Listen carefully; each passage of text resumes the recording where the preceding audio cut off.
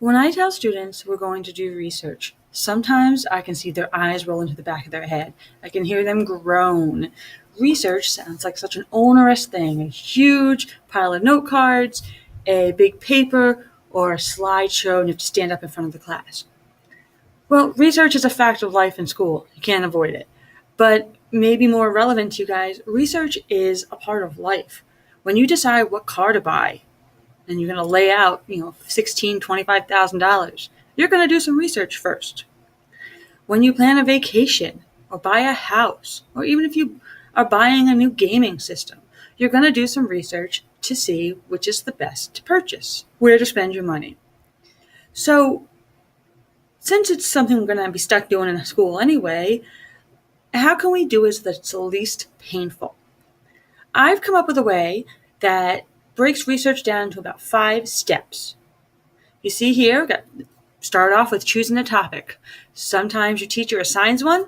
That step is already done for you. Sometimes you have to pick one, which takes a little work, trying to get a topic that's not too big, not too small. Second step is you've got to find and evaluate sources. Back in the old days, I'd have to go to the library and I'd have to look up which books or magazines the library had about my topic. Nowadays, you just whip out your phone, whip out your laptop, and you are Googling. Well, Google's a great tool, but there are a ton of things to keep in mind to ensure that you are finding reliable, current, academic sources. Step 3 is taking notes and organizing your info. Or you can have the greatest books that answer all your questions, the greatest websites. But if you don't properly write down the notes, keep track of the sources you got them from, and figure out an order to either write those notes or put them in a slideshow, then you're just going to have a mess of information and not know what to do with it. Step 4 is presenting your work. You're either writing a paper or creating a presentation. For step 5, citing sources. We work so hard to get those great sources, that good information, you got to tell the teacher where it came from. If you don't, then you risk committing plagiarism. And I'm sure you've all heard the bad P word, plagiarism, which means basically copying someone else's work without permission. It's like if I came up with a great kickin' song or video game, and you couldn't think of anything, you liked the idea, so you took it as your own. Now you're getting credit for something I created.